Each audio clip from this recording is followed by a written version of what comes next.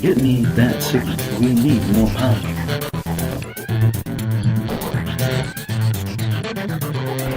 We are here at Gen Con with Anton Torres from Fantasy Flight Games. Arkham Horror, the card game. All right, now this one I want to really hear about here. All right, so Arkham Horror is a board game that has been in publication for many, many years, and this takes the same setting and instead introduces a living card game engine to the back.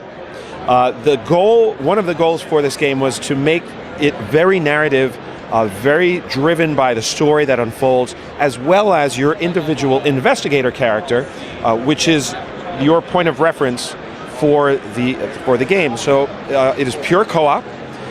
All of the players are going to each take the role of one single investigator, and the deck of cards, like any customizable card game, that deck of cards represents your character. That you have abilities, you have actions that you can take. You also have sort of these negative elements of your character. I mean, you might be slowly going insane. You're facing unknown horrors, and something that's very novel is your deck will have both good and bad things in it. As you progress scenario after scenario, your character will evolve. So we take a little bit of role play sort of mechanisms, put the card game, customizable card game, in Arkham Horror universe, and you have something where you'll be replacing cards as you level up over time.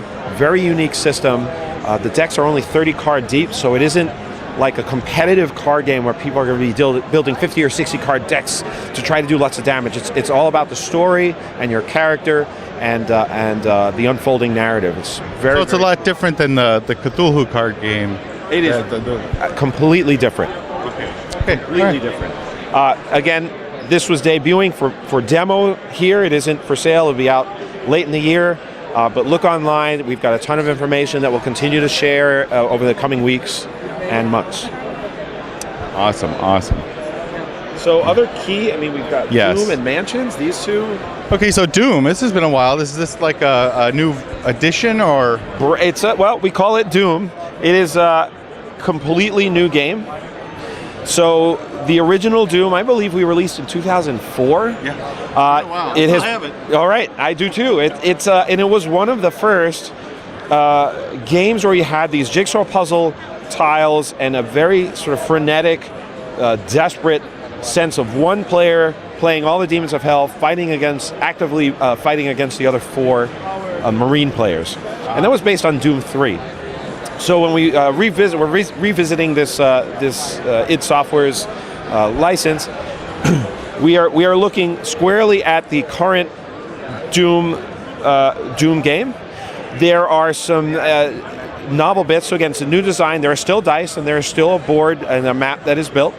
But unlike the original Doom, where there was a bit of exploration, you're turning the corner, you don't know what to expect. This is really a run and gun, Fast and Furious video game on a tabletop. Initiative is unpredictable, so each Marine in play and each demon type is going to have a card in a deck, and you shuffle at the start of the round. You don't know who's going to activate when.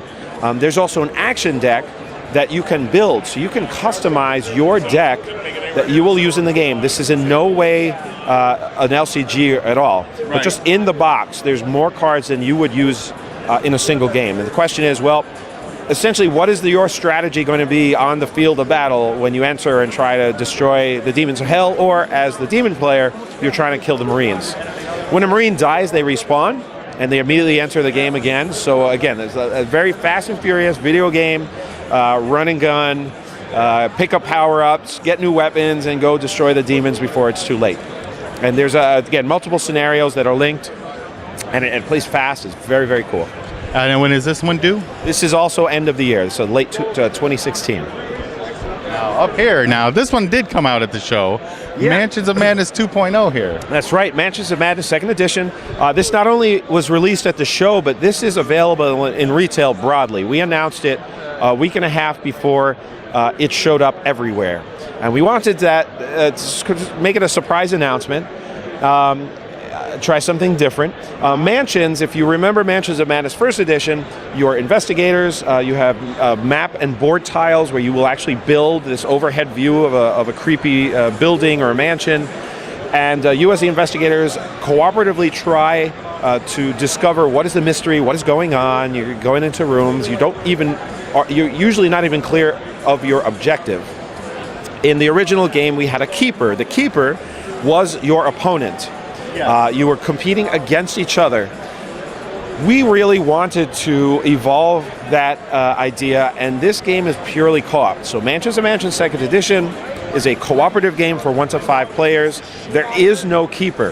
That is awesome. I've been wanting to play. I always was forced to be the keeper. All right, me too, right? Hey, Anton, you know the game, you own it, and you set it up, and we'll come play. So there is no keeper. The game is app-driven. So there you see there's an iPad. You can use Amazon devices, iOS devices. There are desktop clients. You can have a Steam, download via Steam.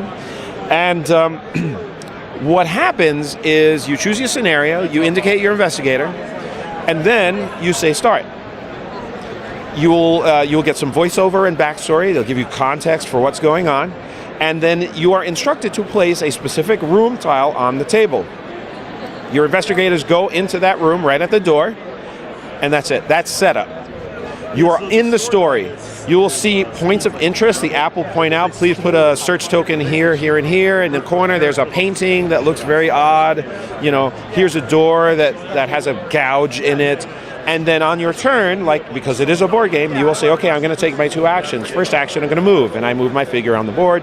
Second action, I'm going to look at that painting. And I tap the icon on the screen, and it will tell me what I see, right? The setup, it's remarkable. You are playing within 2 minutes. No stacks of cards, no fiddly preparation. And this is everything we've learned about app-driven board games, really driving narrative and surprising turns and developments. If you own Mansions First Edition, you can incorporate all of the content. So the investigators, the monsters, and the board tiles. You just indicate that in the game, and as it randomly builds rooms or has monsters attack you, it'll pull from all of that pool of content that you have. So the conversion kit is in the box with all the cards, the tokens that you need to merge those two. And if you don't own First Edition, we're going to release 2 small packs.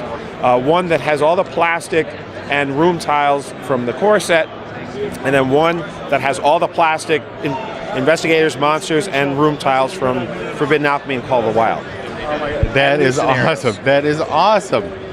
And I can imagine now you don't have to have all those special keeper cards because there's so much managed by the app, right? It happens on its own. And I'll say, we played through the original scenario. We just squeaked a win. 2 people had almost gone crazy. There are times the insanity cards and the damage cards are really, really clever. It's something I don't want to spoil it. But if you can download the app now, the app is free. I would not go through the scenario in its entirety, but you could just start and just see at the first room how it guides you through the game. And then if you like that style, you should just get on. It is a fantastically fun experience. All right, Anton, thank you so much for taking a few minutes to talk to me today. You got it. Take care.